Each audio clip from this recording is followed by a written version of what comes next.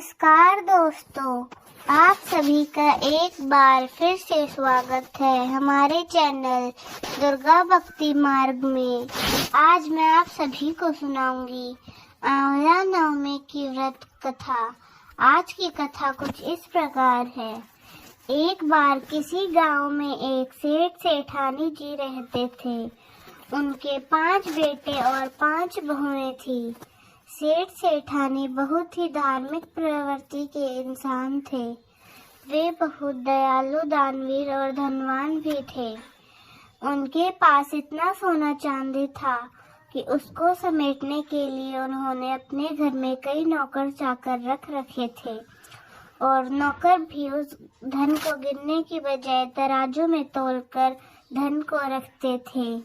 सेठानी जी का एक नियम था कि वे हर रोज पूजा करके एक सोने का आंवला दान कर देती और फिर ही खाना खाती थी। इसी तरह सेठ जी बहुत आराम से अपनी जिंदगी चला रहे थे। लेकिन एक दिन सेठानी की बहुओं ने सोचा, यदि सासू जी इसी तरह रोज एक सोने का आंवला दान करती रही तो कुछ ही दिनों में हमारे पास कुछ नहीं बचेगा।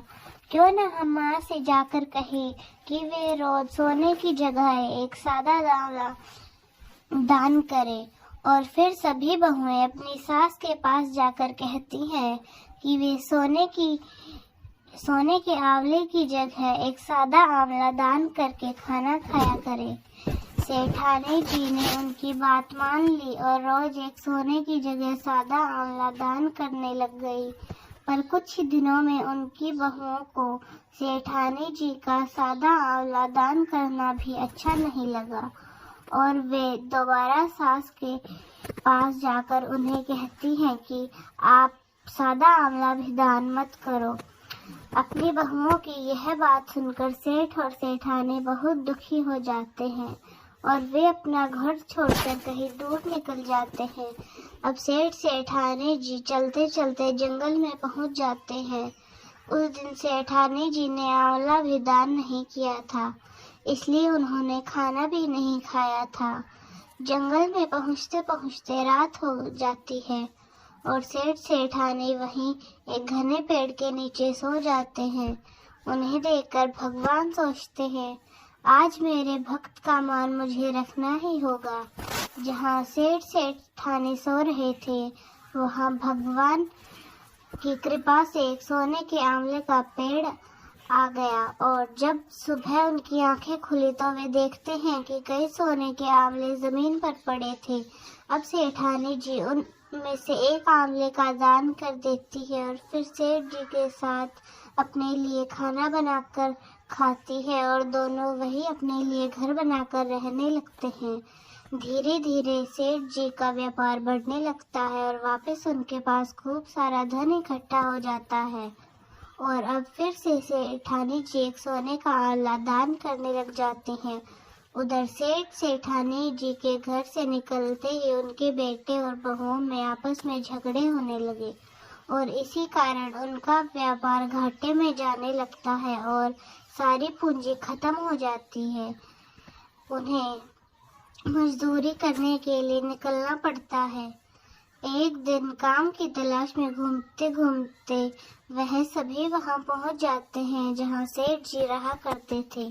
सेठ जी का भवन निर्माण का काम चल रहा होता है। उनमें उनके बहू बेटे भी काम करने के लिए पूछते हैं और वही भवन निर्माण में उनके बहू बेटों को भी मजदूरी करने को मिल जाती है। वहाँ उन्हें पता चलता है कि यहाँ की सेठानी जी सोने का आंवला दान करती है। यह बात सुनते ही उन्हें लगता है कि कहीं हमारे माँ बाप यह तो नहीं। वे सोचते हैं कि हमारे माँ बाप के पास तो कुछ भी नहीं था, फिर यह हमारे माँ बाप कैसे हो सकते हैं। एक दिन उनके बहू बेटे सेठ जी को देख लेते हैं और उनसे माफी मांगते हैं और कहते हैं, हम पैसों के लालच में अंधे हो गए थे। हमारे लालच के कारण आप सभी को घर छोड़ना पड़ा, जबकि हमारे घर में कुछ नहीं कुछ भी नहीं बचा, आपकी ही किस्मत थी। सेठ जी अपने बहू बेटों को माफ कर देते हैं और फिर से वह सब एक बार साथ साथ रहने लगते हैं। तो यह थी आंवला नवमी की कथा।